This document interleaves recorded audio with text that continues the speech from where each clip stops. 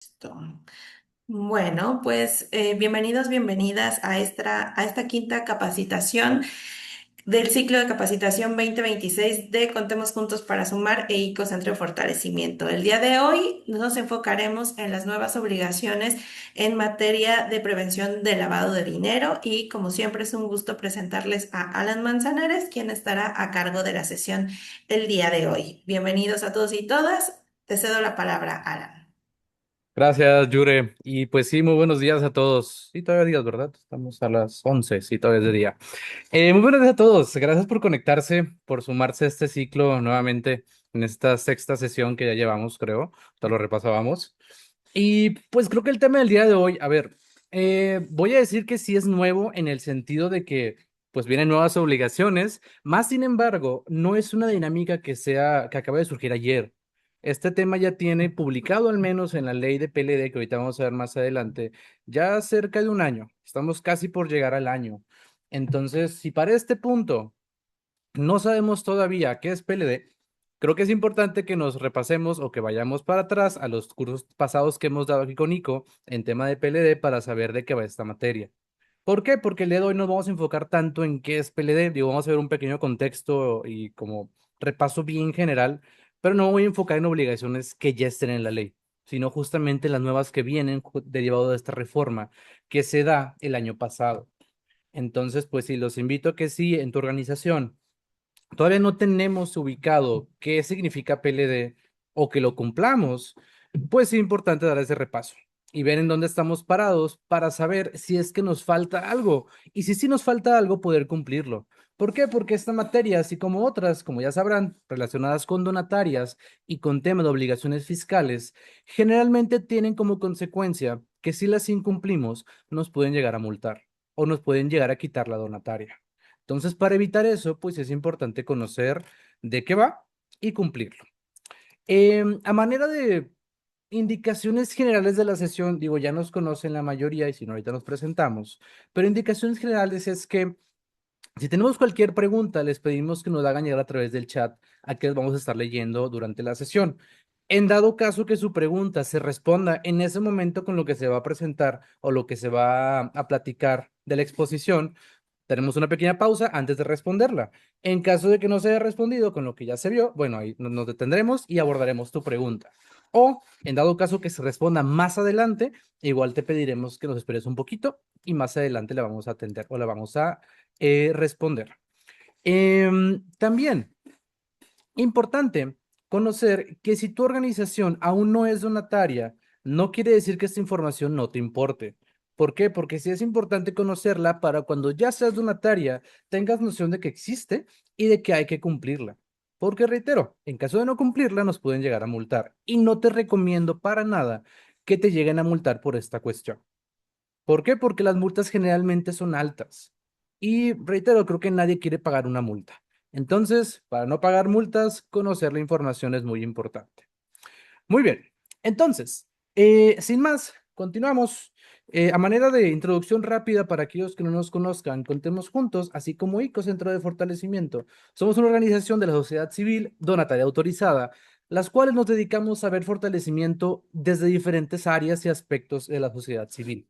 En particular, contemos juntos, vemos esta parte legal, fiscal y contable, que a veces podemos pensar que es aburrida y que no la entendemos, pero justo nosotros buscamos hacer que no sea tan aburrida y sí entenderle.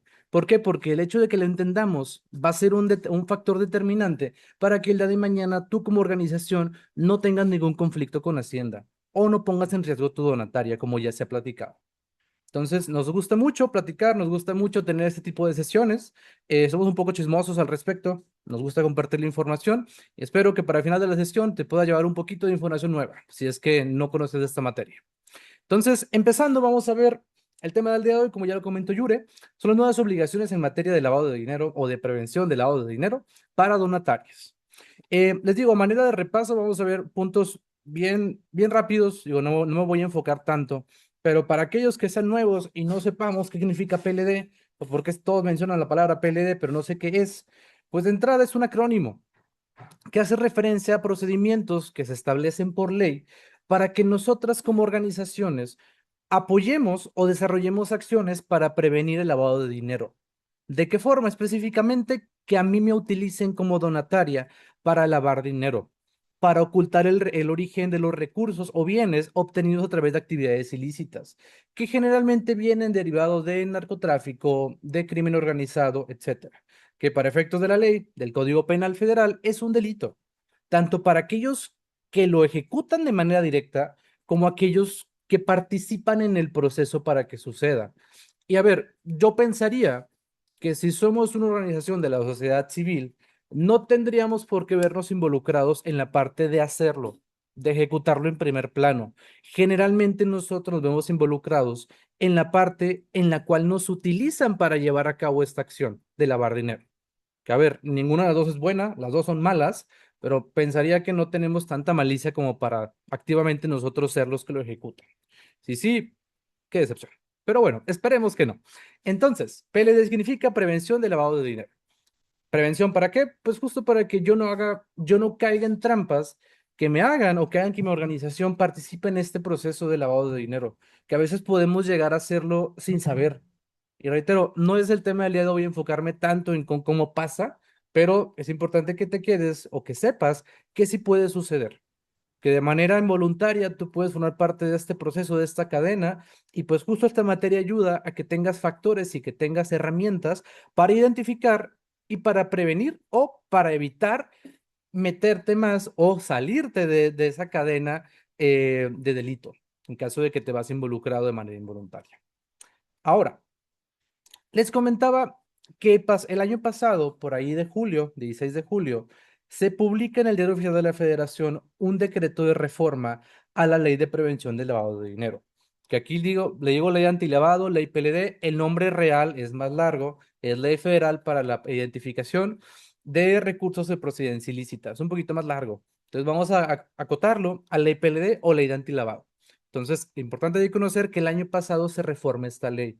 ¿Y qué trajo esta reforma? Pues trajo cambios principalmente en las obligaciones que yo como organización o como entidad que lleva a cabo una operación susceptible de lavado de dinero tengo que cumplir. Y digo operación específicamente, y no hablo solo de donativos, porque esta materia de lavado de dinero no es únicamente por donativos. Tenemos cerca de 18 actividades diferentes con las cuales más bien son susceptibles a que el crimen organizado o alguna persona con mala intención las utilicen para llevar a cabo este fin ilícito, que es el lavado de dinero.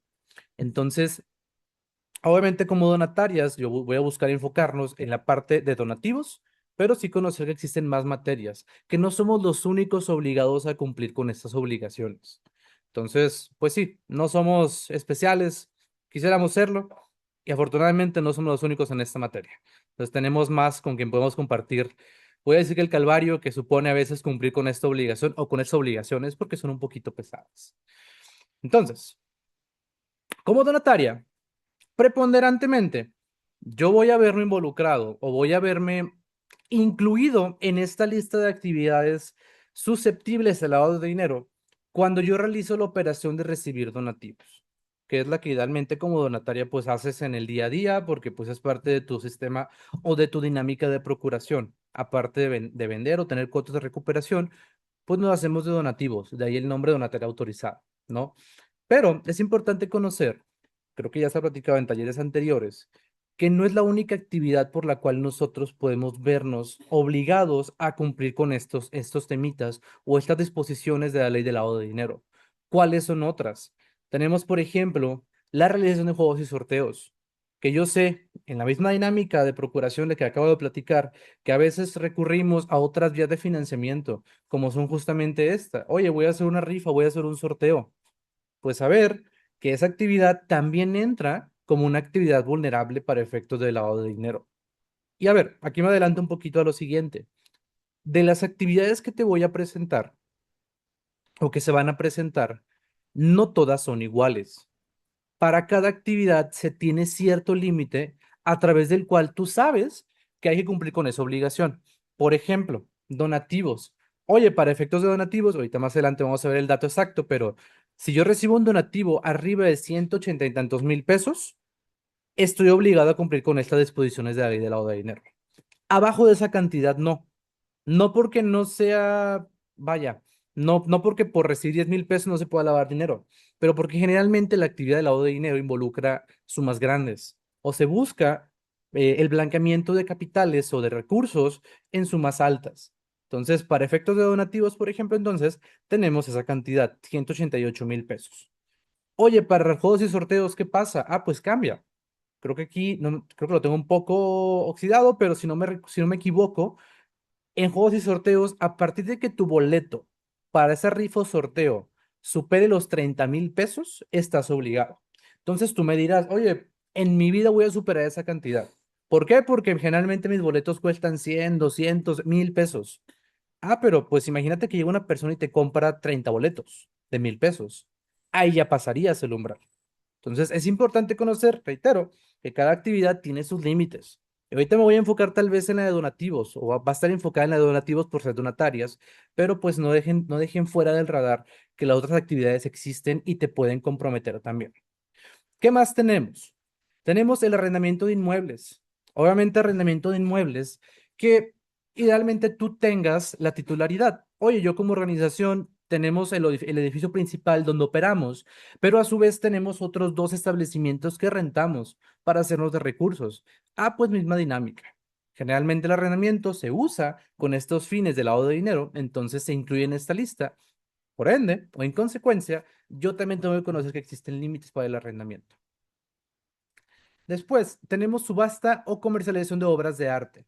Aquí generalmente, digo, no está mucho debate, y se los platico así, porque va enfocada a aquellas casas de apuestas o más bien de subastas que se dedican a esto de manera habitual, a subastar obras de arte. Más sin embargo, si tú de repente dices, oye, ¿sabes qué? Es que yo como organización, como veo el tema de cultura, resulta que tengo muchos contactos que son pintores y crean obras de arte, me las donan y me dicen, tú véndelas para hacerte recursos. Entonces dirás tú, ah, pues no pasa nada. Pues imagínate que ese amigo llega a ser, voy a poner un ejemplo fuera de, pero es Pablo Picasso. Esto, oye, su obra no vale 10 pesos y la vas a vender o la vas a subastar y no vas a sacarle 100 pesos, vas a sacarle posiblemente 100,000 o 1,000,000 de pesos, ¿no? Entonces, aunque tú no te dediques de manera habitual a subastar obras de arte, si superan igual los umbrales, es importante que tú lo tomes en cuenta como una actividad vulnerable que tienes que cuidar y que tienes que cumplir con esta ley. Y finalmente, en una dinámica similar, tenemos la compra o la comercialización de materiales y joyas preciosas. Misma lógica, aquí les planteo el ejemplo porque sí nos ha pasado. Oye, es que la fundadora falleció y resulta que la fundadora tiene una colección de joyas que le donó a la organización para que las vendiéramos. Porque si imagínate que te las da y dices tú, ah, pues ¿qué hago con ellas? No, pues véndelas, ok. El hecho de que las vendas también entra como parte de estas actividades vulnerables, igual por ciertos montos, porque generalmente las joyas o los metales preciosos tienen valores altos. Entonces, para estas 5 actividades que tienes en pantalla, es importante conocer que cada una tiene su límite y que si yo la llevo a cabo, tendría que estar cumpliendo o cuidando de no pasarme, o más bien de atender estas obligaciones de lavado de dinero. Em, Muy bien. Dice, pero pregunta por aquí Nick en el chat, las voy leyendo. ¿Dónde podemos encontrar los límites por actividades? Hay dos maneras. La directa es irnos a la ley, Ley de Prevención del Lavado de Dinero. Vamos al artículo 17, en el cual se nos enlistan todas las actividades vulnerables que existen o que se prevén en esta ley. Y para cada actividad que se alinea o que está asignada una fracción, te establece cuál es el límite. Por ejemplo, donativos dijimos ahorita, vamos a verlo más. Creo que la siguiente Filmina, de hecho. Diapositiva, sí, es esta, mira. Para donativos, a estos límites se los conocen como umbrales. Para este año 2026, el límite está en 188,282,55. Hoy es importante los centavos, sí es importante los centavos. Porque si tu donativo queda en 82,54, técnicamente no pasas el umbral. Entonces no tendrías por qué cumplir con la obligación todavía. Si te pasas por un centavo, quedas en 50,56, ahí tendrás que cumplir. Entonces, así como este ejemplo de los donativos, la ley te va a establecer, oye, para esta actividad, este es el umbral mínimo y el máximo. Ahorita les digo para qué son mínimos y máximos. Pero importante conocer que en la ley no lo van a encontrar en pesos. En la ley van a encontrar esta referencia, estos límites o estos umbrales en algo llamado UMA. que es una unidad o es un valor que utiliza el gobierno o las entidades de gobierno para determinar el costo de obligaciones, el costo de multas, etcétera. Y ese valor de la UMA cada año cambia. Por eso en pantalla podemos ver la comparativa del 2024 al 2026, que el valor mínimo, que es el que tenemos del lado izquierdo, ha ido aumentando. Ay, perdón, ha ido aumentando. Empezamos en 108 y ahorita estamos en 117. Oye, ¿qué hacemos con eso? Ah, pues tan sencillo como irte a la ley. Y la ley te va a decir, oye, donataria, para donativos el umbral mínimo son, ay, se me fue, son 1.605 UMAS, veces el valor de la UMA. Entonces tú agarras 1.605 y lo vas a multiplicar por el valor de la UMA para ese año. Entonces quédate con eso también. La UMA cambia cada año o se actualiza cada año. Entonces lo que hace 2 años era un límite, ahorita ya no es el mismo. Entonces puede ser que no te afecte tanto si tomas un límite más bajo, porque dices tú, ah, bueno, pues en la organización se tomó el criterio de que cualquier operación arriba de 170,000 pesos ya pasa las obligaciones de lavado de dinero y te pones a cumplir periódicamente con eso. Es como, ok, estás abajo del umbral, no pasa nada. Pero si lo tuvieras más arriba, por ejemplo, lo tuvieras tú en 190,000 pesos y el mínimo ahorita 188,000, pues se te estarían pasando posiblemente operaciones a reportar. Entonces yo no vería tan malo que estés más abajo, pero sí que te pases, o sea, que vayas más arriba, o que pongas un umbral que esté por encima del que está actualmente. Y así como esto con donativos, igual encontramos para el resto de actividades en UMAS cuántos son esos límites. Por ejemplo, va a haber algunos en donde el límite literalmente es 1 peso. Cualquier operación que tú lleves a cabo en esa actividad se tiene que reportar. Afortunadamente, donativos no es una de ellas. Para nuestra fortuna y para nuestra tranquilidad, nosotros sí tenemos límites altos, entre comillas. Pero hay otras actividades que por su susceptibilidad a que se lave dinero, los límites son muy bajitos o no existen. Simplemente te dicen repórtame todo. Em, Muy bien. Espero que con eso he respondido la pregunta. Si no, como quiera les digo, lo podemos encontrar directamente en la ley, artículo 17, o nos podemos ir a la página oficial de la autoridad, la página del portal de prevención del lavado de dinero, y vamos a encontrar para cada actividad una infografía que nos va a decir cuáles son los límites y consideraciones. Entonces, eso por la parte de donativos, les digo, tenemos un límite máximo, mínimo y un límite máximo. ¿Por qué?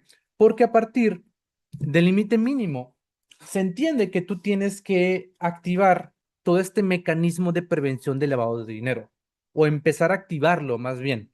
¿Por qué? Porque digo empezar, porque a su vez este mecanismo de prevención de lavado de dinero va por fases o por etapas en función del monto.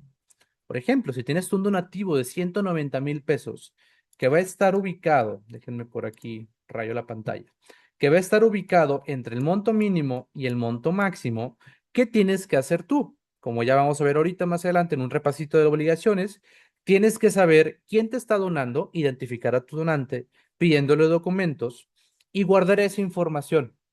Oye, ¿por qué la voy a guardar? Ah, pues porque únicamente estás en el límite de identificación, el monto mínimo. Oye, recibo otro donativo de este donante igual de 190,000 pesos o uno de 400,000. Ah, pues si lo sumamos o por el simple hecho de que son 400,000 pesos, ya estamos en el monto máximo. ¿Qué quiere decir eso? Ah, pues que aparte de pedirle información a mi donante, yo voy a utilizar esa información para mandar después un aviso a la autoridad, que eso es justamente lo que vamos a ver aquí ahorita, que es un repaso igual general de las obligaciones que ya tenemos. Reitero, aquí no voy a picar tanto porque esto es lo que ya sabemos que existe. Si tú eres nuevo y no conoces de la materia, te invito a ver cursos anteriores que ya hemos dado con un detalle de cada una de estas. Entonces, las obligaciones que ya tenemos hoy por hoy antes de la reforma o que ya teníamos antes de la reforma, ¿cuáles eran? Es monitorear mis operaciones, saber cuál es mi flujo de operaciones de donativos, identificar aquellas que pasen estos límites que platicamos, estos umbrales. Después, al momento en que alguno de estas operaciones superase el umbral de 188,000 pesos, yo me tengo que dar de alta en un portal de la autoridad, en el portal de lavado de dinero, designar una persona encargada para que vaya, tenga la función de cumplir con las obligaciones a nombre de la organización y después llevar a cabo lo siguiente, que es tener un manual, presentar o identificar, perdón, a tus donantes y a tus operaciones según los umbrales, presentar avisos, ya sea avisos con información del donante, por ejemplo, me donó Arca Continental, 1 millón de pesos. Ah, ok, le pido su información y le mando un aviso a la autoridad a través de este portal. Oye, que resulta que en un mes nadie me donó. O tuve donativos chiquitos que no pasaron estos límites, estos umbrales. Ah, pues resulta, como ya hemos visto, que una vez que tú como organización te das de alta en este portal, constantemente tienes que estar cumpliendo y reportando, así sea en ceros. Entonces, otro tipo de aviso que tenemos es justamente el aviso en ceros, que literal estás diciendo a la autoridad, oye, este mes no tuve operaciones o donativos que estuvieran arriba de estos límites que tú estableces. Y por último, pues tenemos un tercer tipo de aviso que es el aviso con alertas. Este aviso con alertas es el cual tú mandas cuando a través de tu procedimiento de prevención que vas a tener en tu manual, que es el punto 3 que está arriba, identificas que algún donante tiene indicios de que esté intentando lavar dinero o que tiene algún vínculo con una persona que lava dinero, tú tienes que tomar una decisión de decir, ¿sabes qué? Suspendo la operación y te reporto. O si ya celebré la operación e identifico estos factores posteriormente, te voy a reportar. O tienes que reportarlo ante la autoridad. Porque de lo contrario, si tú no lo reportas, porque dices, oye, pues pobrecito mi donante, ¿cómo lo voy a reportar?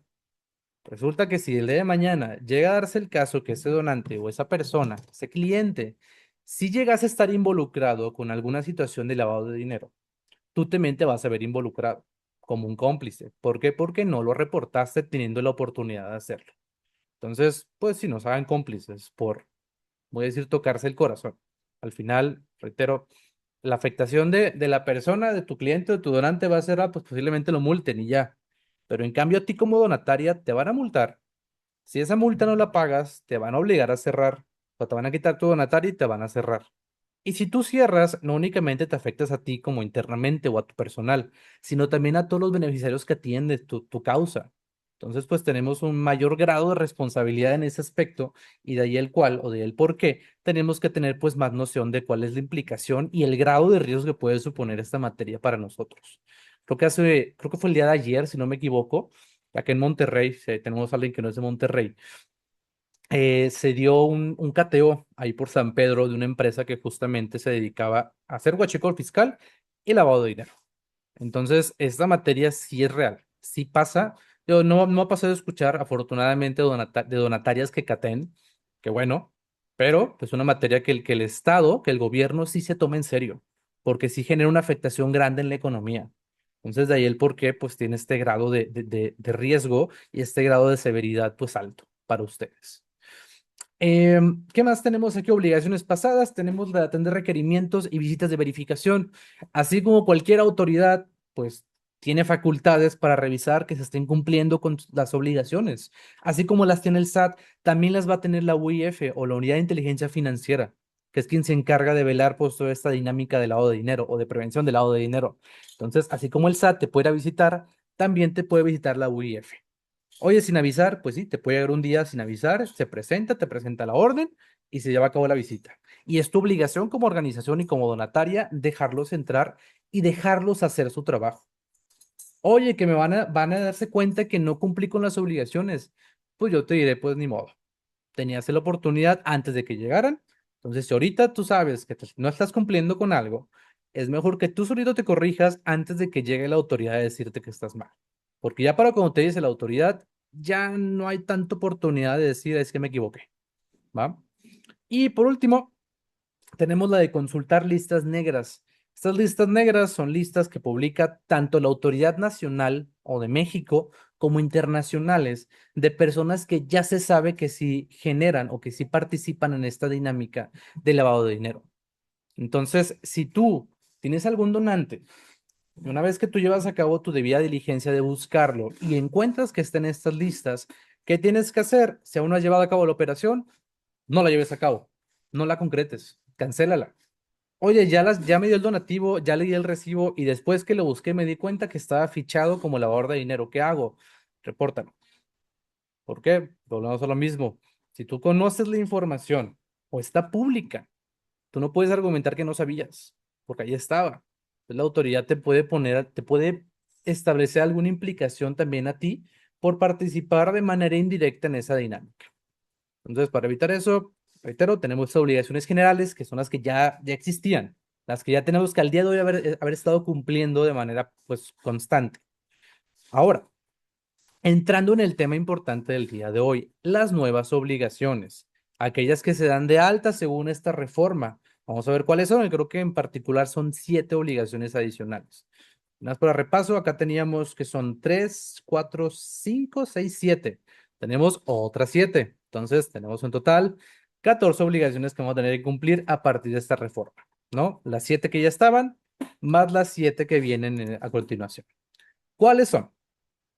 Primer punto, una correcta identificación de los beneficiarios controladores. A ver, esta como tal no es necesariamente una obligación nueva en el sentido que esta figura de beneficiarios controladores ya existía en la ley anterior, ya se mencionaba. Más sin embargo, existía mucha incertidumbre, o más bien, poca claridad de cómo llevar a cabo esta identificación. Porque literal la ley te decía, oye, tú donataria, pregúntale al donante si tiene noción de que internamente en su estructura existe algún beneficiario controlador. Y ahí terminaba tu obligación. O sea, tú nada más preguntabas, él te respondía sí o no, y ahí cumplías. Hoy por hoy, después de la reforma, esta dinámica ya no se mantiene. Por eso establece como concepto la correcta identificación o esta nueva obligación que se modifica, que es la correcta identificación. ¿Por qué? Porque hace 2 años, o no, ya tiene más, ¿en qué año estamos? Estamos en el 26, uy, hace 4 años, se modifica el Código Fiscal de la Federación y se crea esta nueva obligación en la cual cada empresa, cada persona moral, tenía que tener identificado quiénes son sus propios beneficiarios controladores internamente. Así fueras una empresa o fueras donataria, cualquier persona moral tiene que tener a uno o más personas físicas identificadas como sus beneficiarios controladores. Entonces, si agarramos eso del Código Fiscal y lo juntamos con la ley de lavado de dinero, entonces se establece que ya no es válido que una empresa te diga una de dos cosas. O que no tiene, porque hoy en día todavía pasa, que te dice, no, yo no tengo esos controladores. Oye, pues sí tienes. Si eres una empresa moral, una persona moral en México, por el Código Fiscal, creo que es el artículo 32 cuater, 32 quinquies, no me acuerdo muy bien, ahorita los confirmo. Toda persona moral tiene que tener identificado a uno o más personas físicas como sus beneficiarios controladores. Entonces, es una mentira que tú me digas que no tienes cuando te pregunto ahorita en el tema del lavado de dinero si tienes o no. Entonces, ya la dinámica no es preguntar si tiene o no, es preguntar quién es. Oye, por default sí tienes, porque el Código Fiscal me dice que todos tenemos. Hasta yo como donatera tengo, y yo no debería tener, porque yo no tengo beneficiarios. O al menos en el sentido de que mis asociados no disponen del recurso de la organización para ellos mismos. Todo se reinvierte en la causa. Entonces, si hasta yo como donatera tengo, es ilógico que si llega una empresa conmigo y me dice, no, es que nosotros no tenemos, oye, pues sí tienes. Y una de dos, o no sabes porque tu equipo legal desconoce y no está actualizado, o dos, simplemente se te está pasando o quieres encubrir la información. Yo tampoco verlo con esa intención maliciosa, pero pues también es parte de los factores o de los tipos de alerta que podemos tener en este tema de avisos con autoridad, que el donante se niega a darnos información. Es una alerta porque quiere decir que está escondiendo algo. Digo, no siempre, pero se puede prestar un indicio de que quiere esconder información, ¿va?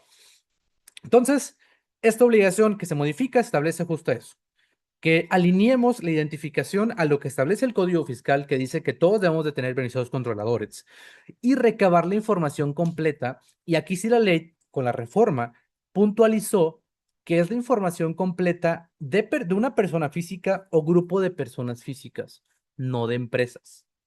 Porque esa es la segunda cosa que hoy en día yo, Alan, contemos juntos, te digo que no es válido o que yo considero no válido que encontrarnos allá afuera con la identificación. Que te diga la empresa, ah, oye, es que mi beneficiario controlador es otra empresa o es otra persona moral. Entonces aquí la ley es muy clara, o sea, no deje espacio de duda en el sentido que te dice, un beneficiario controlador es una persona física o grupo de personas físicas, no empresas. Oye, que sí puede ser una empresa, sí, en un nivel inicial o en un nivel uno, pero tú, tu obligación o la obligación de la empresa es darte la información hasta que lleguemos a grupo, a una persona o grupo de personas físicas. Entonces puede darse lo siguiente.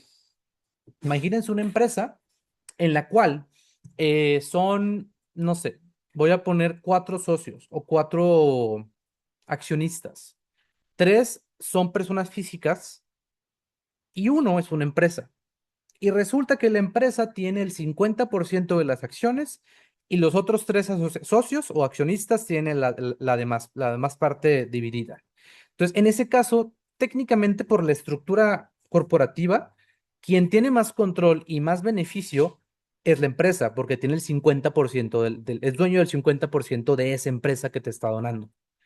Entonces, ahí la persona moral, tu donante puede decir, es que mi beneficiario controlador es esta empresa que tiene el 50% es dueña del 50% y te da su información.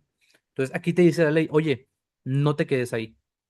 ¿Por qué? Porque la empresa no es una persona física ni grupo de personas físicas. Yo quiero nombres, quiero fechas de nacimiento, quiero RFCs de personas físicas. Entonces, esa empresa a su vez tendría que tener también dueños, porque una empresa no existe nada más porque sí. Alguien la crea. Y sí, una empresa puede ser creada a su vez por otras empresas y por personas físicas. Entonces, esta materia sí se puede llegar a poner complicada.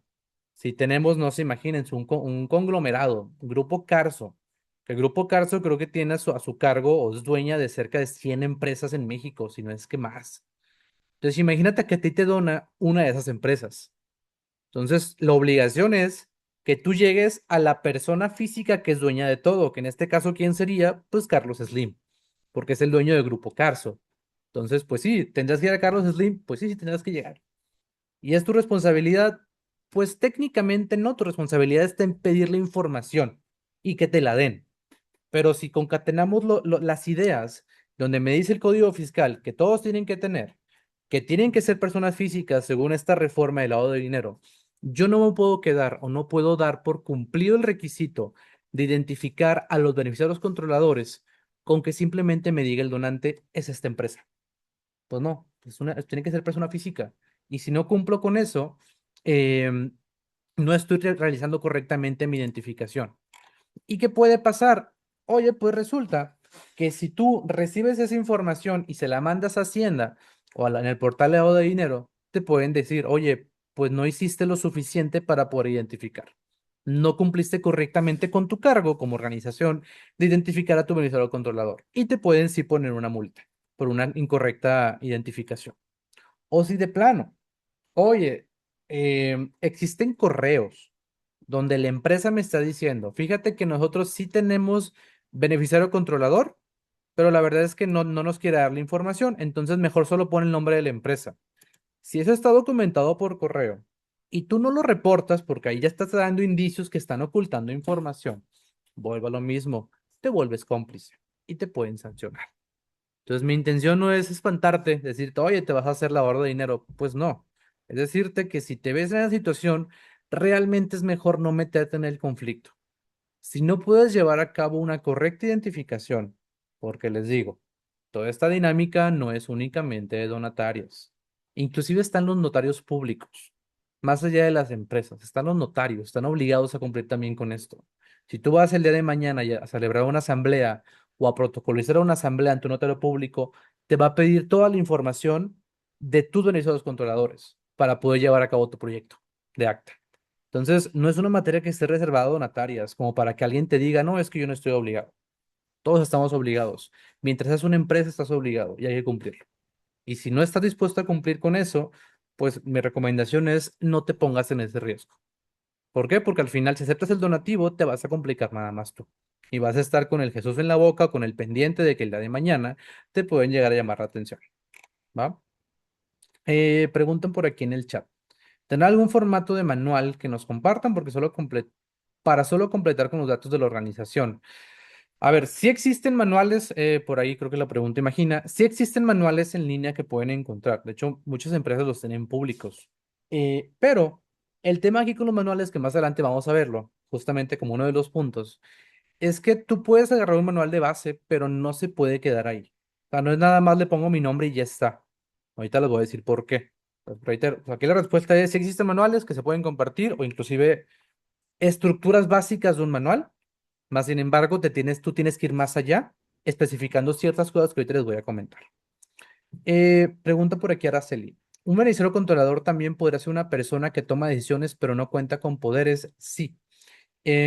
Para efectos del Código Fiscal, nos dice que existe una dinámica escalonada a través de criterios que yo puedo utilizar como empresa para saber quién es mi beneficiario controlador.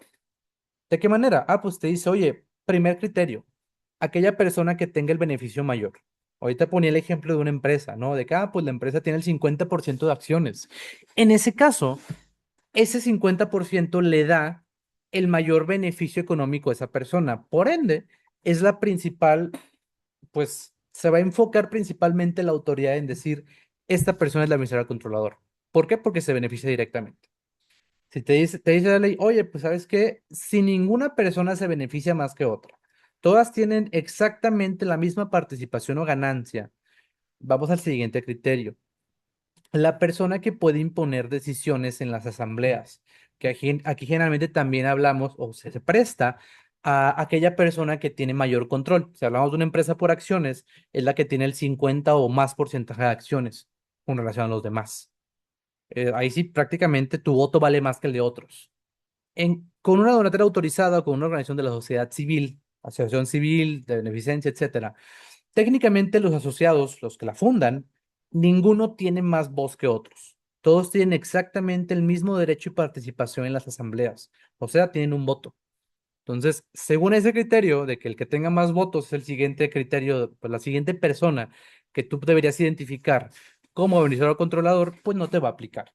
Entonces, después la ley te manda un tercer criterio y te dice, ok, si no hay ninguna persona que tenga más beneficio, o sea, que se beneficie más, que tenga más control, vamos a irnos ahora sí y respondiendo a la pregunta de Araceli, aquella persona que tiene la facultad de tomar decisiones por la organización o que puede imponer decisiones para la organización, que esto generalmente igual son una de dos personas, o es la asamblea de asociados o el consejo directivo, cualquiera de esas dos. Sí, algunas tienen poderes, algunas no.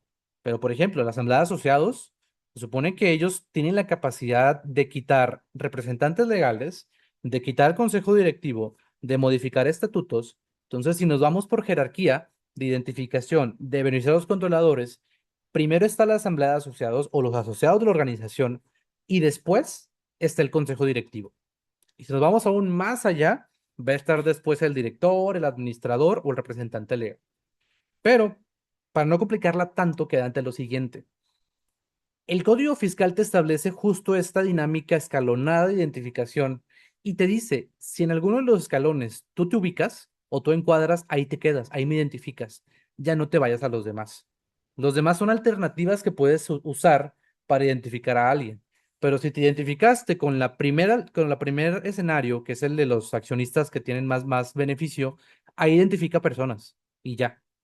Entonces acá un beneficiario puede ser una persona que no tenga poderes, pues sí, puede no tener poderes. Puede ser nada más el accionista mayoritario, por ejemplo, que no tiene poderes, pero sí tiene voz en las asambleas o se beneficia más de su participación en la persona moral en la empresa. Después pregunta por aquí Montserrat. Cuando el donante es extranjero, ¿cómo reporto o identifico? ¿Se identifica el organizador o el controlador? Sí, sí se identifica. Tanto para personas morales nacionales como extranjeras, tenemos por ley una manera de identificarlos. Te dice la ley, oye, pídele esta información a esta y pídele a esta otra. En ambos casos, independientemente si hablamos de un extranjero o nacional, es un punto importante o es un punto obligatorio pedir la identificación de estos organizados controladores. Y aquí es algo que repetimos o que yo repito mucho en las sesiones que damos de PLD. Lamentablemente, todo este tema de prevención del lavado de dinero no nace en México. Ahora sí que no fuimos tan pioneros en crearla. Nosotros nos acoplamos a recomendaciones, a foros, a lineamientos internacionales que se crearon en esta materia para prevenir justamente el lavado de dinero. Entonces, México no es el pionero en lavado de dinero, no lo crea, se suma. Por ende, y lo pongo el ejemplo porque nos pasa, vas con un donante de Estados Unidos, le pides la información y te responde, eso a mí no me aplica. Hermano, nació allá esta dinámica. ustedes los estadounidenses o tu país fue el que justo impulsó junto al Gafi que esta dinámica existiera y que se internacionalizara y que se buscara prevenir. Entonces, sí, la respuesta directa a Monse es, aunque sea nacional o extranjero, hay que pedirle esa información e identificarlo. Y la información va a ser la misma. Digo, salvo ciertas excepciones con los documentos, que tal vez no vas a pedir RFC porque no existe en Estados Unidos, pero sí existe el ID fiscal o el número de seguridad social allá, que es el equivalente. Entonces pides la documentación equivalente para identificarlo. Pero de que es obligatorio para ambos, es obligatorio. Y en caso de que no, esto es una obligación que no voy a, que no puse ahorita, pero está en la ley. Si no logras identificar, la ley te dice no hayas sacado la operación, no recibas el donativo y ya, no te compliques. Si lo vas a recibir, es bajo tu propio riesgo. Pregunta Estefanía.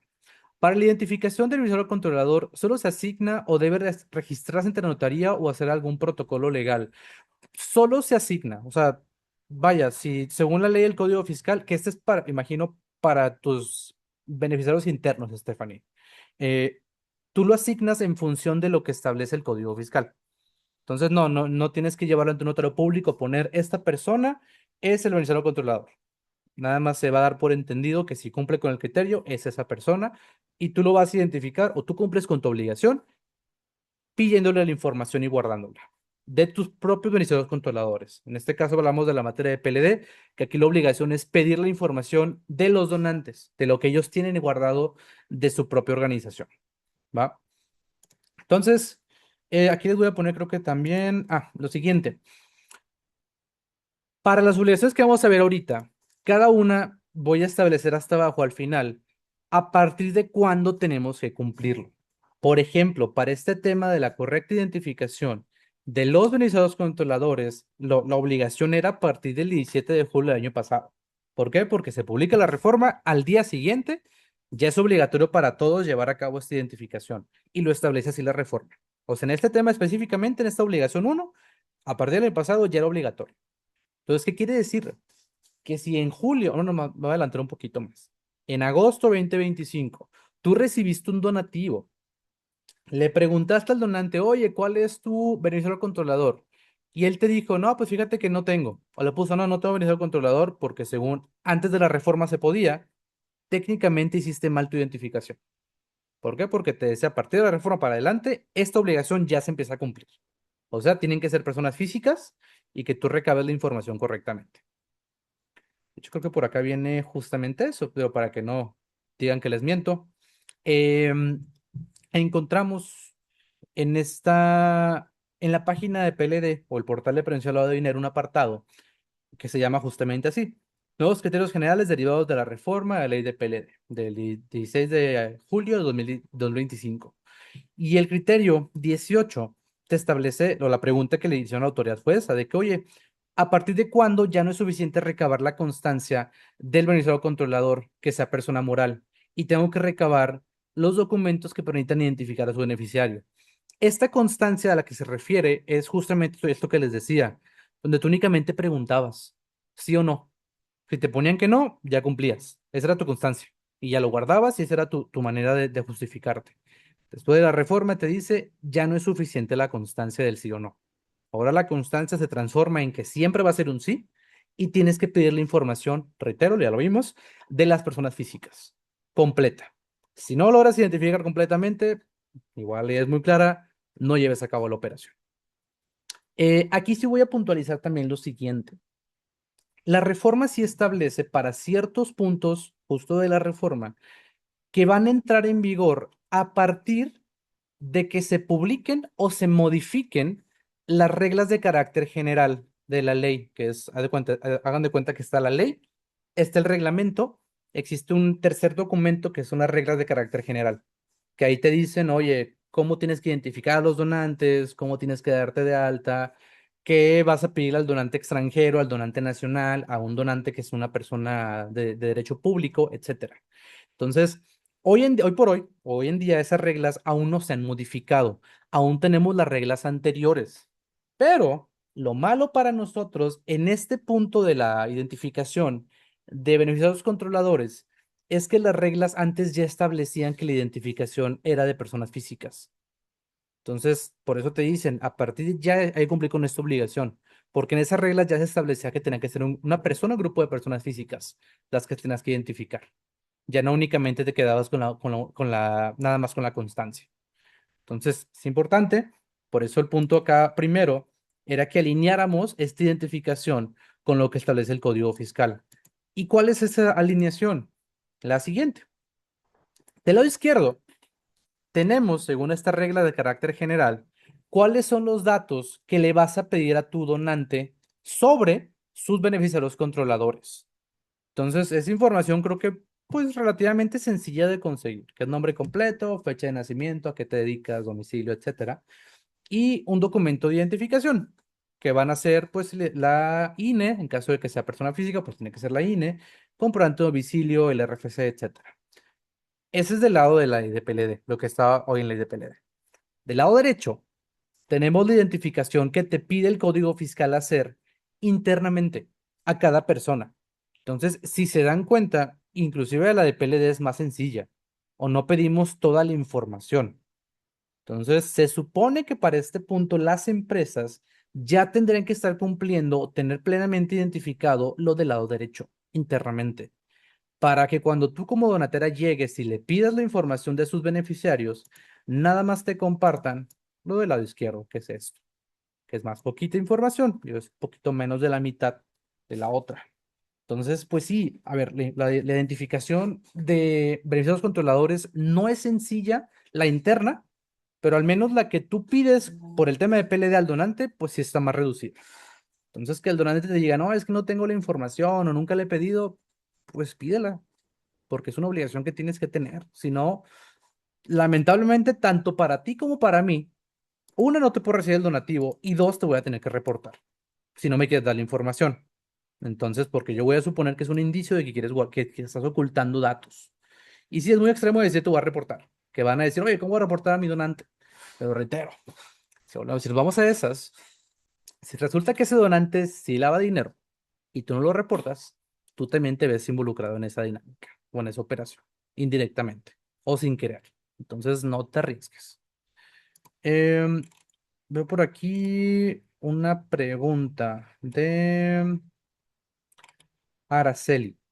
Cuando recibimos un donativo que rebase el umbral de aviso, nos tiene que enviar la documentación de todos los beneficiarios controladores. Cuidado aquí, Araceli, y también para los demás. Esta identificación de los beneficiarios controladores empieza a partir del umbral mínimo, el umbral de identificación. No tienes que esperarte hasta que te tenga que mandar un aviso para pedir la información. Si tu donativo pasó al primer umbral, que es el de 188,000 pesos y pesitos, a partir de ahí ya tienes que identificar correctamente al donante antes de recibir el donativo o durante la recepción del donativo. Y sí, tiene que darte la información de todos los videos controladores, ya sea que sea uno o que sean 10. Y a mí me ha pasado con donantes en Monterrey, que son de segundo piso, donantes de segundo piso, que te dan su información y te dicen, oye, yo tengo 15 beneficiarios controladores, porque son todos mis asociados. Entonces, ¿tengo que mandar la información de los 15 en el portal cuando presento el aviso? Sí. Y el aviso a veces se va a hacer largo, como de 5 o 6 hojas, pero pues es porque es la información de todos. Entonces la respuesta para decirles es que sí, te tienen que mandar información de todos, no nada más de uno. Pregunta Monse. Cuando el mismo controlador es extranjero, ¿cuáles son los datos de identificar? Son los mismos, Monse, los que ves del lado izquierdo. O sea, no cambia. Tienes que preguntarle exactamente la misma información si es donante nacional o extranjero. Tal vez la que va a cambiar y por eso está ahí con asterisco es el domicilio, el RFC y el CURP. Domicilio porque no va a ser mexicano, va a ser extranjero. CURP y RFC, misma dinámica, no existe CURP o RFC estadounidense, existe el número de seguridad social o el número de pago de impuestos, el EIN. Entonces, pues te van a dar los homónimos o te van a dar los equivalentes. O vas a pedir tú los equivalentes más bien. Entonces, para cerrar, nueva obligación, reitero, no es tanto que se dé de alta pena, sino que ya existía, es que se está actualizando y tenemos que hacerla correctamente esta identificación antes o durante la recepción de la operación, no después. Si lo hago después, ¿qué puede pasar? ¿Me van a regañar? Pues no necesariamente me van a regañar, pero si donante desaparece o te dice, ¿sabes qué? No me des recibo donativo y no te quedo la información, quédate con el dinero, me desaparezco, te vas a complicar la vida. Entonces, son riesgos que yo te recomendaría no asumir o no tener ahí porque no te van a dejar dormir el día de mañana. Estar pensando que cualquier momento te puede llegar una auditoría y te van a llamar la atención. Entonces tengan cuidado. Siguiente obligación, ahora sí, esta, bueno, no tanto nueva, esta es una modificación también. Igual, nada más como dato de referencia, se me puede decirles. Del lado inferior derecho van a encontrar esto, que es el fundamento en la ley actual, de dónde van a encontrar esta obligación. Entonces, por ejemplo, la anterior era la fracción tercera, si no me equivoco, esta es la fracción cuarta del artículo 18. Para que tengan ahí en las notas, si les dice, oye, es que el contador me preguntó que dónde está el artículo, ahí está. Entonces, segunda obligación o modificación es que se amplía el plazo de resguardo de información y tú pudieras pensar, ah, pues qué bueno, ¿no? Pues no, porque no es tanto algo positivo para ustedes. ¿Por qué? Porque esta ampliación quiere decir que tú vas a tener que guardar toda esta información de tus donantes, de tus operaciones, de tus avisos, de los beneficiados controladores de tus donantes. Antes era por 5 años. Ahorita amplían el plazo al doble, a 10 años. ¿Qué quiere decir? Que si el día de mañana la autoridad llega, te puede llegar a preguntar, oye, dame tu información de este año en curso o del de hace 10 años. Y a ver, para no confundir, lo pongo como un ejemplo, pero en la práctica es que este aumento aplica para aquellas operaciones que pasaron desde la publicación de la reforma en adelante. Entonces, si tú tuviste un donativo, lo recibiste el día 15 de julio, que aún no se publicaba la reforma, ahí aún te aplican los 5 años. O sea, solo tienes que guardar esa información del donante por 5 años. Si lo recibiste el día 20 de julio del 2025, ahí cambia. Ahí tienes que guardar esa información. Tienes que poner un post-it a la carpeta que diga, esta información se guarda por 10 años. Porque la autoridad puede venir después, o sea, además te pasan 9 años, puede venir a pedirte esa información. Generalmente en temas fiscales, la autoridad solo tiene facultades para revisarte, digo generalmente, hasta por 5 años. O sea, el año en curso para atrás, 5 años.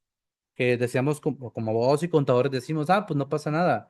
Si incumpliste con algo y ya no pudiste corregirlo, la solución es persínate, guarda la información y espérate 5 años esperando que no pase nada. Si pasa el año 5, ya no te puede revisar la autoridad. Ya, o tampoco es la solución práctica porque pues, mejor cumples, ¿no? Pero bueno, si ya estás en ese punto donde no puedes cumplir, es esperar que pasen los 5 años. Eso pasa muy, muy seguido en el tema fiscal y contable. Pero para el tema de PLD, esa dinámica ya no va a ser tan sencilla porque no van a ser 5 años, van a ser 10. Entonces si tú no recibiste, si tú recibiste un donativo y no puedes identificar bien al donante y ya se desapareció y nunca te dio nada, pues vas a estar con ese pendiente por 10 años. Hasta en tanto no pase el tiempo, la autoridad como quiera poder llegar a revisarte y decirte, oye, te falta esto. O porque no cumpliste con esto, si lo detecta, te pone una multa. Y vaya, es como tu sanción mayor. La multa, voy a decir yo, a menos que si hayas llevado a cabo un proceso de lavado de dinero, ¿verdad? Pero si no cometiste el delito, si nada más cometiste una infracción, que es no identificar correctamente y te ponen una multa, pues pagas la multa y estás bien.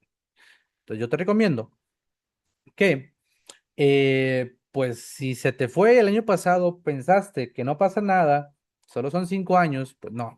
A partir del día 17 de julio en adelante, cualquier operación que tú celebraras, ya le va a aplicar este plazo de 10 años que tienes que guardarla. Lo que, repito, lo que esté para atrás de esa fecha del 16 o del 15 para atrás, le siguen aplicando los 5 años, para que tengas por ahí el dato. Denme un segundo. Ok, perdón. Muy bien. Veo por aquí preguntas en el chat. Dice, entonces, los 10 años comienzan a partir del 17 de julio del 25. Es decir, solo desde el 2020 nos pueden revisar. Antes no. ¿Es correcto? O sea, más bien, 2020. Sí, es correcto, correcto. 5 años, se me fue el conteo. O sea, si tu operación pasó entre antes del 15 o en el 15 de julio o antes del 16 de julio para atrás, la autoridad solo puede revisarte 5 años de esa operación. Oye, yo tuve un donativo en el 2018, ¿me lo pueden revisar? No, porque ya pasaron 5 años. Lo tuve en el 2022, ¿me lo pueden revisar? Sí, porque entra dentro de los 5 años. Lo tuve en el 2025, ¿me lo pueden revisar? Claro que sí, porque acaba de pasar.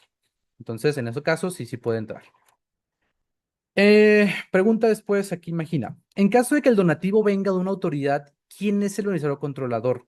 Y por otro lado, si tienen los datos del beneficiario controlador, pero su INE se vence en el inter del periodo, hay que estar renovando. Muy buenas dos preguntas. Qué bueno que las haces, ve, por ahí imagina. La primera, específicamente hablando de entidades gubernamentales, la ley te establece excepciones. Te dice, oye, para entidad gubernamental no tienes por qué pedir la información de los beneficiados controladores. Obviamente para esto, el fundamento vas a encontrarlo en las reglas de carácter general que te digo que existen. En las reglas de carácter general existen anexos. Anexo uno que es para tal, anexo 2 tal, tal, tal. Y ya, voy a poner un ejemplo. Anexo 4 que es el que te habla de personas morales o entidades de gobierno, te dice, oye, para esta figura específicamente legal, que es de gobierno, no tienes por qué pedirle información de los beneficiados controladores. ¿Por qué? Porque se entiende que es gobierno. Únicamente aplica para empresas o entidades internacionales. Después, de la otra pregunta de las INES. Técnicamente, si es tu obligación estar renovando la información o el expediente estarlo actualizando, si llevas a cabo con ese donante, pues, operaciones periódicas. Es muy diferente que tú me digas, oye, me donó en enero y la INE se vencía en marzo, ¿le tengo que pedir otra vez la INE? No, porque a ti te donó en enero como sería vigente todavía y la guardas. En cambio, si me dices, oye, me donó en enero y aparte me donó en marzo y la INE se venció en febrero, pues ahí sí tienes que buscar que te actualicen la información. Ahí sí se ocupa. Entonces, para que tengan cuidado. Después, en nuestra asociación estamos batallando porque hay un donante que no quiere darnos completa la información. Mi duda es, ¿qué pasa si yo soy nueva en el puesto y el SAT solicita información justo de ese donante? ¿La responsabilidad es para la persona que estaba antes de que yo o para mí? A ver, aquí creo que a veces se confunden las organizaciones cuando hablamos del tema de PLD y de esta figura que es la del encargado de cumplimiento o del contador. Porque dicen, ah, pues es que él es el encargado, a él lo van a multar. No, la multa no va a ser para la persona, la multa va a ser para la empresa, para la persona moral. Entonces, el encargado de cumplimiento, su rol es meramente informativo y de capacitación internamente. Entonces, si una persona se equivoca o no presenta los avisos, ¿quién es responsable? La organización, no las personas individuales. Entonces, la multa va a ser para la organización. ¿Cuándo sí va a ser individual la responsabilidad? Ahí sí hago la excepción. Cuando se comete un delito.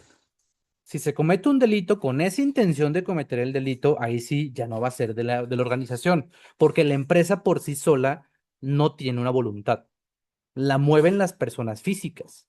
Entonces, si de repente se da cuenta la autoridad que el contador o el director se puso a lavar dinero, pues sí, no van a meter a la cárcel a la empresa, van a meter a la cárcel a aquella persona que cometió el delito directamente.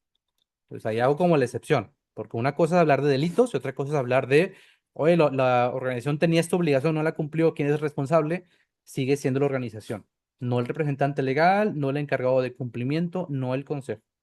Ellos tienen la función de informar, nada más, y sí de cumplir, pero al final, así como en el tema del SAT, que a quien van a multar es el responsable directo, es la organización, para que tengan cuidado. Entonces, si no puedes identificar al donante, misma recomendación, perdóname que la diga así, se escucha bien fea, porque sí está fea. No lleves a cabo la operación. Así te lo dice la ley, tan literal. Si ya lo vas a hacer, o sea, si ya te vas a tragar la pastilla de que me voy a poner en riesgo, pues yo te recomendaría entonces cuantificar de cuánto puede ser la multa e ir preparando un contingente o un fondo de contingencia en caso de que te ponga la multa para poder pagarla. Y ya. Digo, no se recomienda pagar multas, pero pues si vamos a esas, pues también cúrate por ese lado. Muy bien. Entonces, continuamos. Esta es la segunda obligación. Antes de continuar con el resto, que ya estamos pasando a las que ya son un poquito más complejas en tema de cumplimiento. Les presento ahora también este criterio que se establece en estos criterios que se publican en el portal de PLD, que te dice, oye, ¿a partir de cuándo se deben cumplir las nuevas obligaciones que establece el artículo 18 de la fracción séptima a la fracción onceava de la ley de PLD? Entonces te dice, oye, específicamente en ese rango de fracciones, va a ser obligatorio cumplirlas a partir de que se publiquen las reglas de carácter general nuevas. Entonces, ¿qué quiere decir? Que si te dice lo que vamos a ver a continuación, me voy a adelantar, por ejemplo, te dice, oye, tienes que tener un sistema automatizado de seguimiento de operaciones. Ya no puede ser manual ni en un Excel. Ah, ok. ¿Cuándo lo cumplo? Aunque ya esté publicada la reforma, como todavía no existe una regla de carácter general que te diga qué tiene que tener tu sistema, cómo tiene que funcionar, quién lo tiene que llevar, en qué nomenclatura o programación tiene que estar, pues aún no puedo cumplirlo. Entonces te dice, ok, esas obligaciones que aún no tengan regla de carácter general, aún no se cumplen. Ya están en la ley y de hecho vete preparando para cumplirlas, más sin embargo, aún no es obligatorio o no te puede obligar la autoridad a cumplirlas o sancionarte por no cumplirlas. ¿Por qué? Porque aún no se publican justo esas reglas que te van a decir cómo hacerlo. Entonces, te dice aquí, la entrada en vigor de esas obligaciones está sujeta a los plazos después de que se publiquen esas reglas. Que hoy por hoy, si te vas a la reforma, está la reforma y al final vas a encontrar algo llamado puntos transitorios o artículos transitorios. Si te vas a esos transitorios y te vas al segundo, te dice que esas reglas de carácter general pendientes, la autoridad tiene o va a tener la obligación de emitirlas 12 meses después de que entre el decreto en vigor o la reforma en vigor. Entonces, la reforma entró el año pasado en julio, entonces la autoridad técnicamente tiene 12 meses para publicar esas reglas. Si la pregunta que tienes, si te surge ahorita es, oye, ¿ya están las reglas? La respuesta es que no, aún no. Afortunadamente, porque aún no sabemos cómo cumplir y no nos pueden obligar. Desafortunadamente, porque nos sigue generando incertidumbre de que no te dicen bien qué va a pasar o cómo se va a cumplir. Entonces, hay que estar pendiente de cuando se publiquen esas reformas o esas reglas de carácter general que nosotros vamos a compartirles a través de Café Fiscal, del chat, o a través de ICO también, para que cuando salgan, pues estén enterados. Pero sí, ahorita estamos dependientes y el resto de obligaciones que vamos a ver dependen de que se publiquen esas reglas, que reitero, que la autoridad tiene 12 meses para hacerlo. Entonces, aún estamos pues en ese plazo de que la autoridad tiene que emitirlas. Con eso sobre la mesa, vamos ahora a ver esas obligaciones nuevas que ya están en la ley, pero aún no está en vigor su cumplimiento. La primera, elaborar una evaluación con un enfoque basado en riesgos, que esto es lo que les decía hace ratito con el tema del manual, que me preguntaban por ahí, oye, ¿puedo usar un manual de internet y un machote? Dirán por ahí. Pues sí lo puedes usar, pero no se puede quedar nada más como un machote. O sea, no puedes poner nada más tu nombre y ya se acabó, ya cumpliste. ¿Por qué? Porque una obligación nueva que surge a partir de esta reforma es esta dinámica en la cual tú tienes que identificar y evaluar cuáles son los riesgos propios de tu organización. ¿Qué quiere decir esto? Quiere decir, les voy a poner el ejemplo práctico con dos organizaciones. Imaginen lo siguiente. Tenemos una organización que su procuración se basa enteramente en donativos realizados por boteos, o sea, por ir a pedir en esos botecitos, ¿no? O pedir colectas. Entonces, ellos generalmente reciben el dinero en efectivo. En cambio, tenemos a la organización B, si lo quieren ver así, que únicamente recibe dinero por transferencias del extranjero. Trazadas, porque están por transferencia bancaria, pero son del extranjero. Entonces, si se dan cuenta, las dos no van a tener el mismo riesgo. La empresa uno, la asociación A, no va a tener el riesgo de que un extranjero no le dé la información porque ningún extranjero le dona. Pero sí va a tener el riesgo de que todo su recurso es en efectivo. Y es más difícil cuando es en efectivo realizar esta identificación porque la persona puede llegar, te deja un malético del dinero y se va. Y ya no lo identificas. En cambio, empresa B, organización B, oye, ella no recibe efectivo. Ah, bueno, pues posiblemente para ella el riesgo del efectivo pues no va a existir. Pero sí va a existir el riesgo de que el donante extranjero, después de que le haga la transferencia, ya no le quiera dar la información. Porque pasa, te dice el donante extranjero, oye, pues yo no ocupo tu recibo donativo mexicano. Yo nomás quiero dar el dinero y ya me desaparezco. Entonces, un riesgo para él va a ser justamente ese, que el donante extranjero no quiera dar la información, como ya pusieron por aquí en el chat. Entonces, este enfoque basado en riesgos que te pide la ley va a estar o va a consistir en que tú identifiques o realices una matriz de riesgos y digas, ok, este es mi riesgo, ¿de qué manera yo lo voy a atender en mi manual? Por eso les digo y lo concateno, tu manual tiene que reflejar justamente estos riesgos.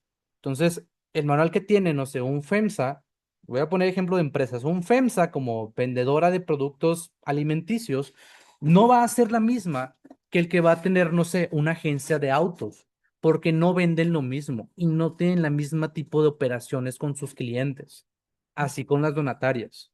Yo puedo usar un manual de internet, pero si ese manual hace referencia a riesgos que yo no tengo, pues poco me va a servir.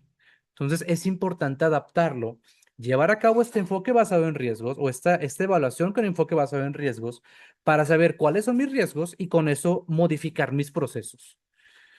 Em, que es lo que digo también, los otros dos puntos. Una vez que tengas ya tu enfoque, tu evaluación, tienes que implementar tus controles y medidas para mitigar esos riesgos. No es nada más saber, oye, pues sí tengo estos riesgos. Pues muy bien, oye, ¿y cómo los vas a atender?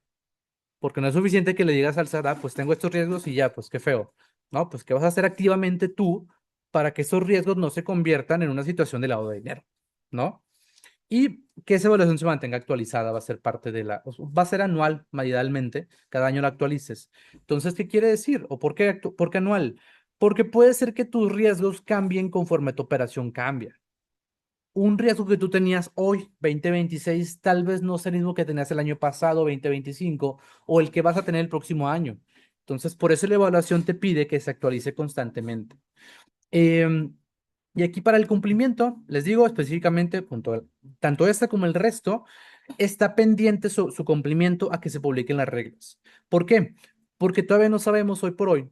Digo, existen manuales, existe información de otro tipo de entidades que no es la UIF, que es la Comisión Nacional Bancaria y de Valores, que generó un documento de cómo llevar a cabo una evaluación con enfoque basado en riesgos, pero para instituciones bancarias, no para donatarias.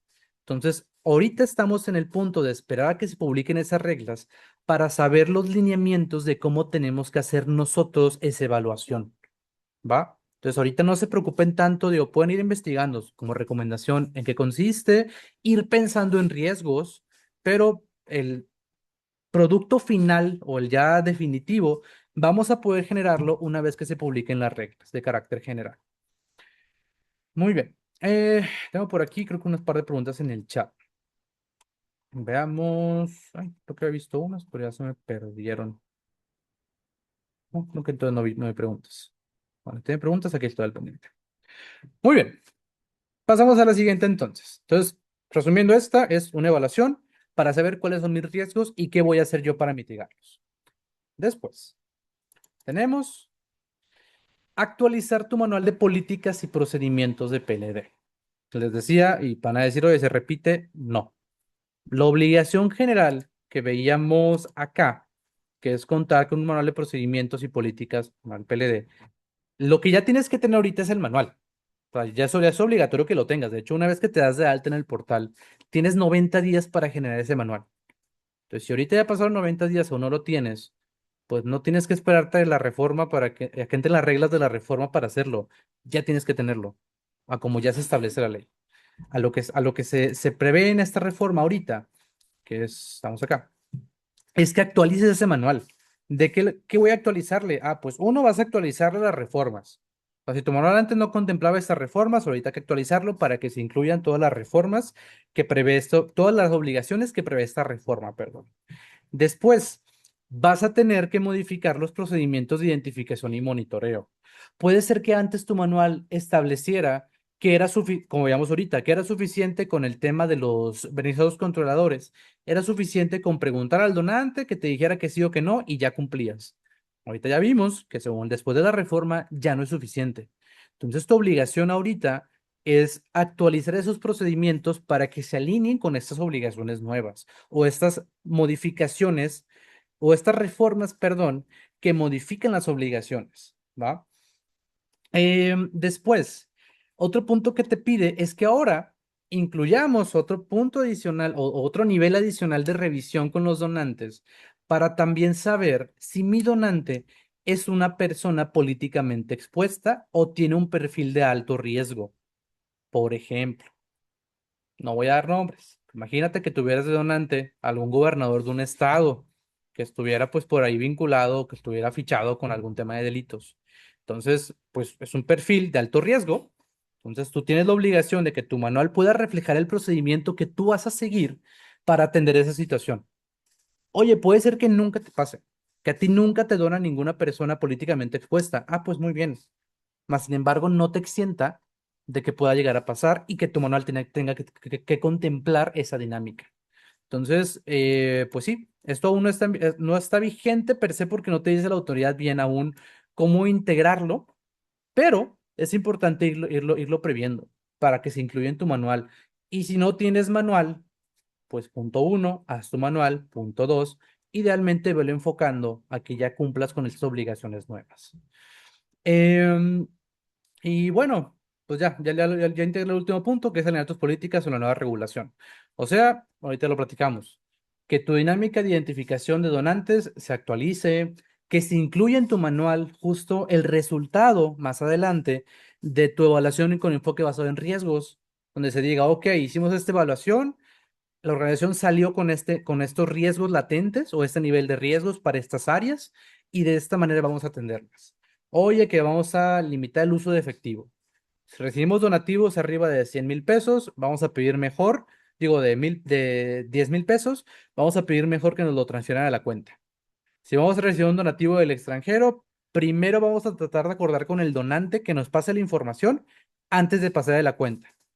Porque si no, pues mejor decirle, oye, me complicas más, o sea, recibirte el dinero que lo que me vas a ayudar.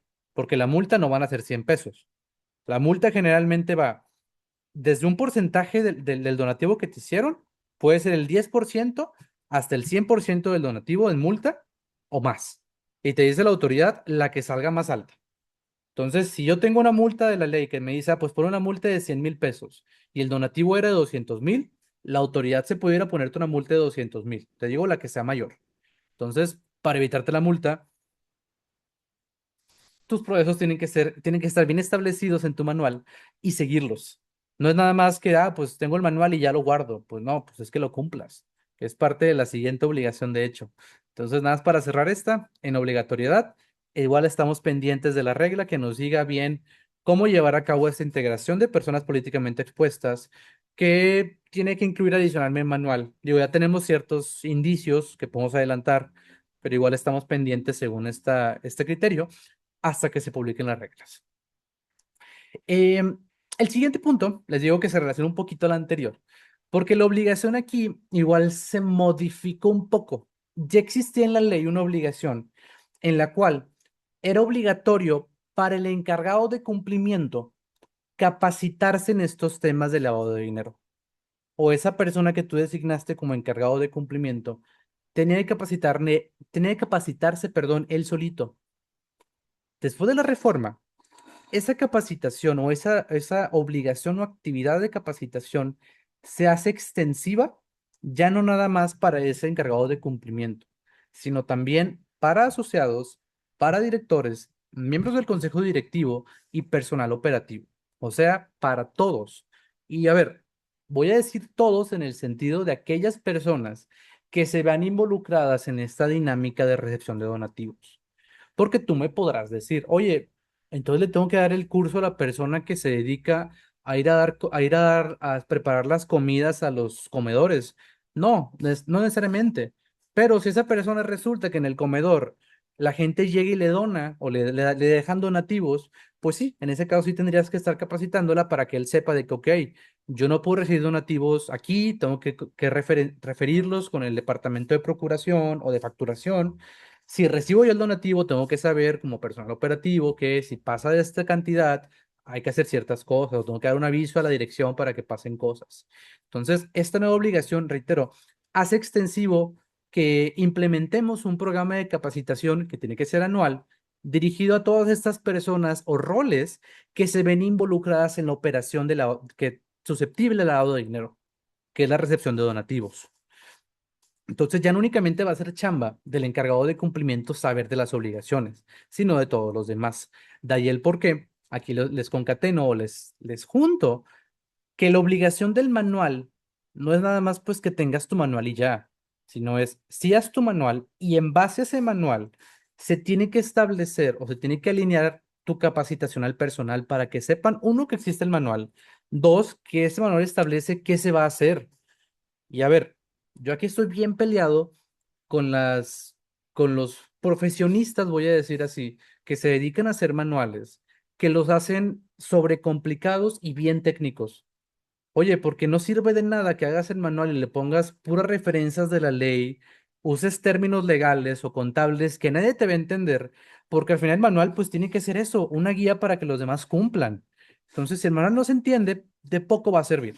Entonces digo que estoy peleado porque yo aboco a que ese manual se elabore en un lenguaje más llano y con diagramas, con ilustraciones, para que la gente entienda cómo, o sea, que pueda comprender qué te está diciendo el manual. O sea que en vez de que te establezcan el proceso en dos, tres párrafos, mejoraste un diagrama de flujo, algo más visual para que lo podamos entender, ¿no? Entonces, esta capacitación que te pide la ley puede ser tanto interna como externa. O sea, puedes contratar a un externo para que te capacite sin problema. Pero aquí la recomendación que yo te voy a hacer es que esa capacitación esté alineada justamente con tu manual. Si tu manual dice algo, denme un segundo. Alexa, volumen cero, perdónenme. Si ese manual te dice cómo llevar a cabo la identificación, oye, pues no va a hacer sentido que el capacitador diga algo diferente. Entonces tiene que coincidir en lo del manual, lo que estableces en tu manual de políticas con lo que vas a capacitar. Igual acá te dice, como la parte de la reforma, que tu proceso de selección también tiene que modificarse. ¿En qué sentido? Para que contrates personal capacitado o lo capacites en su defecto.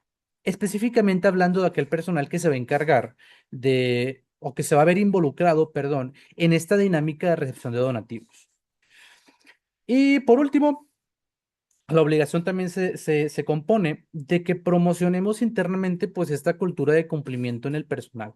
Les digo, ya no va a ser solo responsabilidad de una persona, de que ahorita ponían ahí en el chat de que, oye, ¿qué pasa si el encargado de cumplimiento no presentó el aviso? ¿A quién van a multar? Decíamos que es a la empresa. Pero justo para este tipo de preguntas se crea esto, de que, oye, la obligación ya no es solo de una persona conocer todo, es de todos conocer qué sucede si el día de mañana llega una persona con una bolsa, con 1 millón de pesos en efectivo y me la quiere dejar. Oye, yo como personal de procuración no puedo decir, ah, pues yo no sabe, la recibo y que se encargue el contador, que él va a tener el problema. No, ya va a ser chamba de todos, si estamos involucrados, activamente implementar y respetar estos procedimientos de lavado de dinero.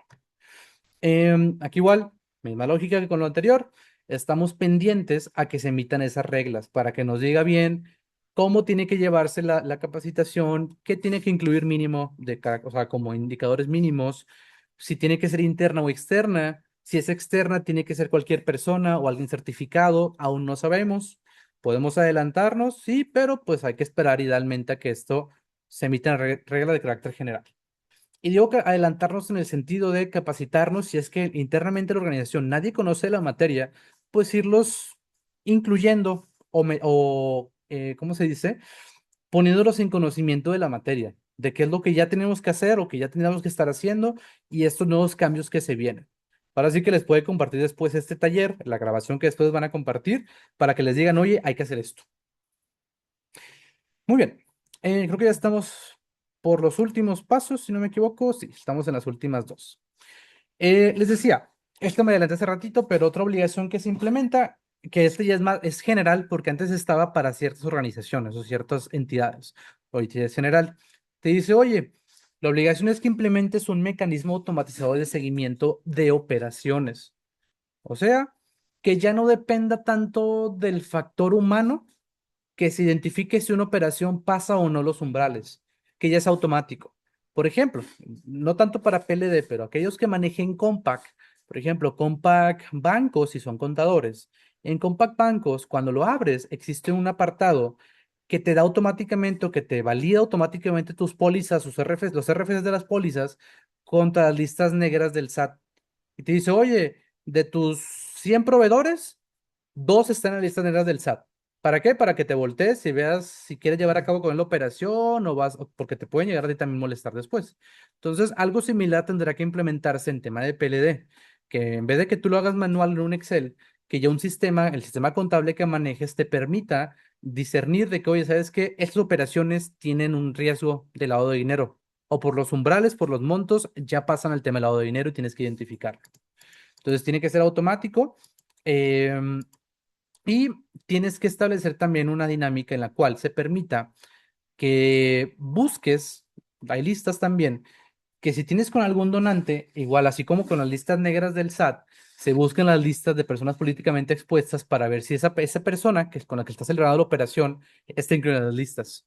Igual que se haga automático, para que tú nada más tengas tu reporte y digas, ok, de mis 20 donantes, de los 20 donativos, dos pasaron los umbrales de aviso, tres donantes están en las listas negras y un donante es persona políticamente expuesta. ¿Con qué intención? Pues justo para que lleves a cabo tus procedimientos para evitar que la operación proceda o que la operación trascienda. y te ponga en riesgo a ti después. O que tengas pues una manera, perdón, em, de, de tomar acciones correctivas. Entonces, por eso es automático. En este punto, específicamente me voy a enfocar en el sentido sí de que le está pendiente también las reglas que te digan cómo tiene que funcionar el sistema, qué tiene que hacer, etcétera. Pero existe una excepción en la ley que creo que más adelante lo tengo, a ver si lo puedo adelantar. Ah, no sé, no voy a adelantar tanto, ahorita les digo por qué. Pero tenemos una excepción con ese tema de los mecanismos automatizados que ahorita les voy a comentar. Pero bueno. Voy a pasar a la última, ya por igual por tema de tiempo para no quedarnos cortos, igual ahorita vemos preguntas. La última parte de las obligaciones que se dan de alta, similar a esta dinámica de la evaluación con enfoque basado en riesgos, es que año con año vamos a tener que implementar un procedimiento de auditoría para saber si estamos cumpliendo correctamente todas estas dinámicas o todas esas obligaciones en materia de prevención del lavado de dinero. Y aquí va a estar, voy a decir que un poquito más práctico para las donatarias. ¿Por qué? Porque te dice la autoridad, oye, esa auditoría va a poder ser interna o externa. ¿Qué quiere decir? Tú le puedes delegar la función al contador o puedes contratar a alguien externo para que te audite. Pero el factor determinante para saber si va a ser interno o externo va a ser justamente tu enfoque basado en riesgos.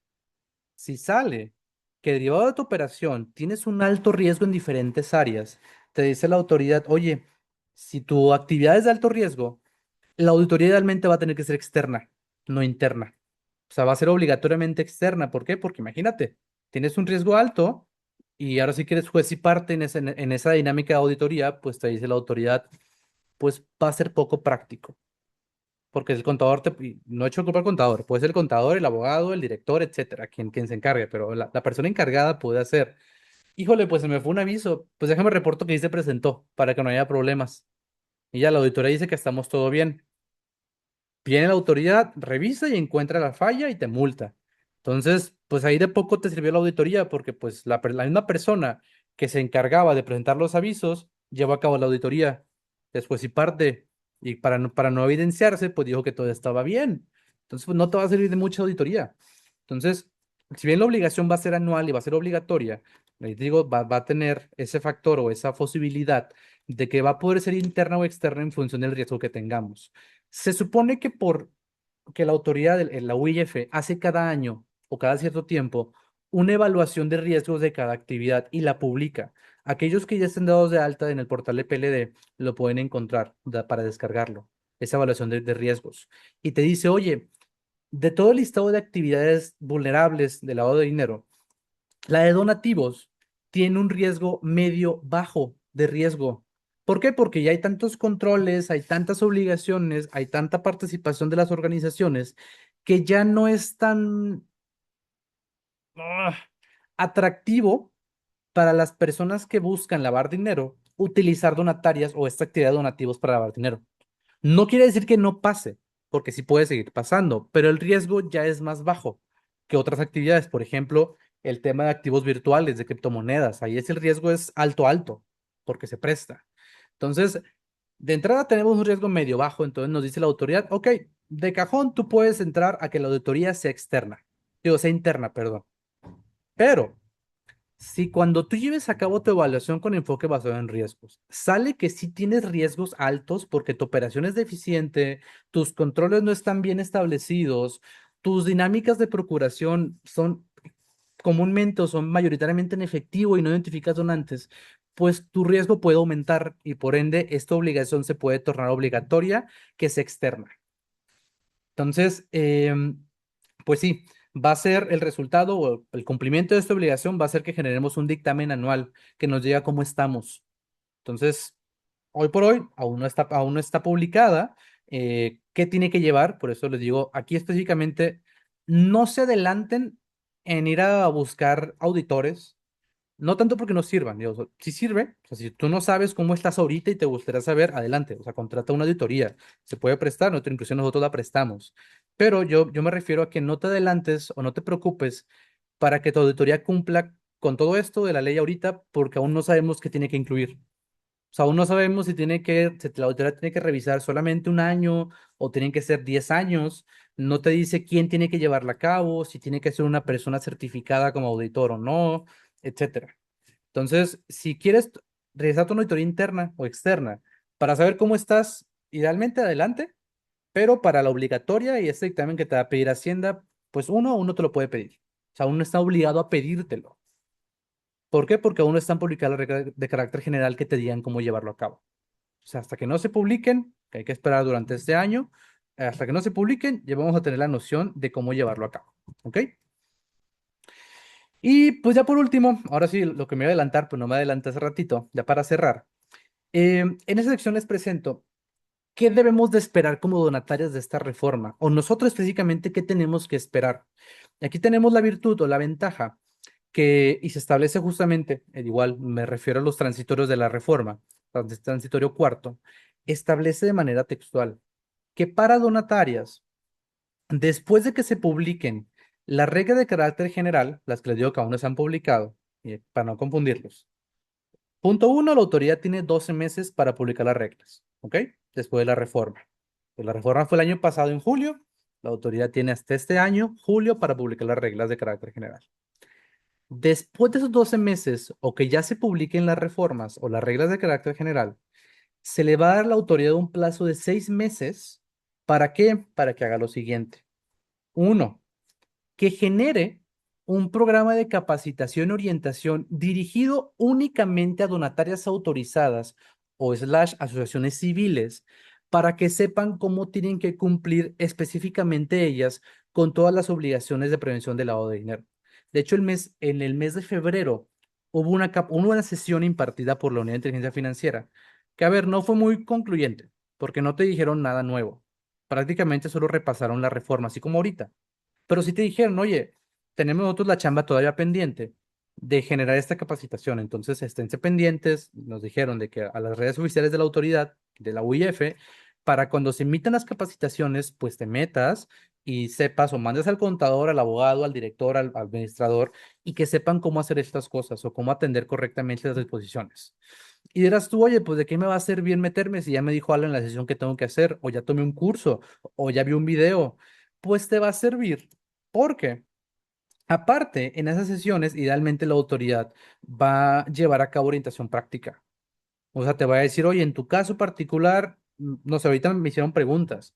A ver, creo que no lo dijimos y no se dice en estos talleres, pero pues se entiende que yo como asesor externo, o como Contemos Juntos, como Alan Manzanares de Contemos Juntos, lo que yo digo generalmente está alineado o siempre va a estar alineado con lo que establece la ley, pero no va a dejar de ser una interpretación, así como lo que tú puedes leer y decir, "Ah, yo entiendo esto de la ley y yo entiendo esta otra cosa". Quien va a tener la última palabra siempre es la autoridad. Ahí tú tienes una pregunta, te puede acercar a asesores, a consultores externos, sí, y va a servir su orientación y su información.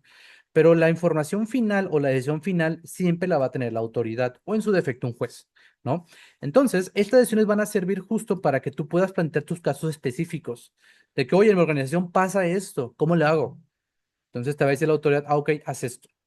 Y a ver, tampoco te vayas con la finta o con la idea de que te van a esas respuestas van a ser necesariamente positivas para ti, porque así como te pueden decir, ah, no pasa nada, Aldo, como lo estás haciendo, te pueden decir, estás haciendo las cosas mal, deja de hacerlas, ¿no? Y no te van a multar tal vez, pero sí te van a decir eso, o sea, te van a dar una respuesta rígida en función de lo que se establece la ley. Así como yo te dije ahorita, oye, la ley te dice que si no puedes identificar al donante, pues no recibas el donativo. Entonces, dudo que la autoridad te vaya a decir algo diferente. Posiblemente te va a decir lo mismo, de que, oye, si no puedes, si le preguntas, oye, es que el donante extranjero no me quiere dar la información, ¿qué hago?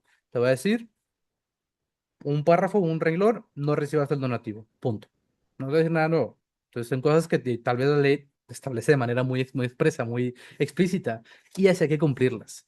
Entonces, por eso vuelvo a que la importancia de estar al pendiente de esta capacitación que va a emitir la autoridad es justamente que te va a dar la oportunidad de despejar tus dudas que tengas ya más puntuales, que tal vez nadie te ha resuelto o no esté claro cómo tomarlas, o quieres tener un sustento un poquito más válido, que es justamente una, un criterio emitido por la misma autoridad.